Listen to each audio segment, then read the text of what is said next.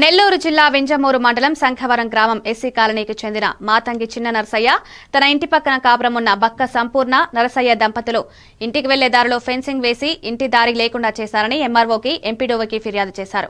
అధికారులు సూచించినప్పటికీ ఫెన్సింగ్ తీసివేయడానికి నిరాకరించారు. ఇదే విషయాన్ని కలెక్టర్ దృష్టికి గ్రీవెన్స్ లో ఫిర్యాదు చేశారు. కలెక్టర్ ఫెన్సింగ్ తొలగించడానికి ఎంఆర్ఓకి ఆదేశాలు ఇచ్చినప్పటికీ వారు కలెక్టర్ ఆదేశాలను నిర్లక్ష్యం చేశారు. ఎన్నిసార్లు ఎంఆర్ఓకి ఫిర్యాదు చేసినా పట్టించుకోవడం లేదని ఇప్పటికైనా కలెక్టర్ ఆదేశాలను పాటించి బక్క సంపూర్ణ నరసయ్య దంపతుల మీద చర్యలు తీసుకోవాలని కోరారు. నా ఇంటి పక్కన ఉన్నటువంటి బజారును బక్క సంపూర్ణ బక్క నరసయ్య అని వాళ్ళిద్దరూ ఫినిషింగ్ వేసి నా చుట్టూ నన్ను దారి లేకుండా అడ్డగించినారు. అప్పుడు నేను వెమ్మటే ఎంఆర్ఓ గారికి ఎండిఓ గారికి అర్జీ విన్నపించుకున్నాను.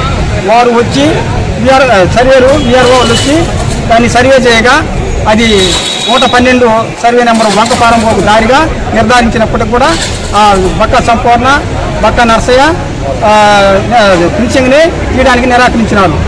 అప్పుడు అధికారులు కూడా తిరిగి మళ్ళీ వెళ్ళిపోయారు. నేను అప్పుడు ఎంఆర్ఓ కాడికి పోయి ఎంఆర్ఓతో కూడా అడిగినట్లయితే నువ్వు పోవయ్యా బాగా చెప్పినావు కానీ మీ నంగనాస్ మాటలన్నీ మా కాడ మాట్లాడుతూ మీరు వెళ్ళండి బయటకు అని చెప్పని ఎంఆర్ఓ గారు చెప్పారు. నేను ఏ గజంతరం లేక నేను తర్వాత మన కలెక్టర్ గారిని 10/2/2025 కలెక్టర్ గారిని గ్రీవెన్స్లో కలవగా కలెక్టర్ గారు వెంటనే స్పందించి ఎంఆర్ఓ గారికి ఫోన్ చేసి వెంటనే ఫినిషింగ్ తీసి వాళ్ళు ఎవరైనా అడ్డుకున్నట్లయితే బైండ్ వారు కేసు వాళ్ళ మీద మాపమని చెప్పని ఆదేశాలు ఇచ్చారు. అయినప్పుడు కూడా ఎంఆర్ఓ గారు అస్సలు స్పందించడం లేదు. నన్ను రోజు తిప్పుకుంటానే ఉన్నాడు. నేను వికలాంగుణ్ణి, మా భార్యకి ఆరోగ్యం బాగలేదు, నాకు ఆరోగ్యం బాగలేదు. నేను తిరగలేక నానాక అవస్థలు పడతా ఉన్నా.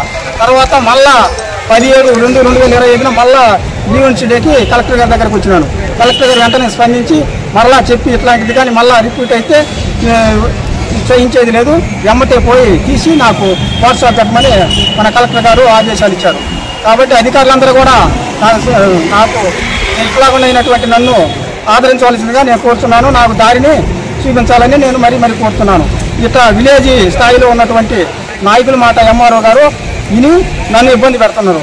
కాబట్టి నాకు దయచేసి అధికారులు ఇప్పుడైనా స్పందించి నాకు దారిని సమకూర్చాలని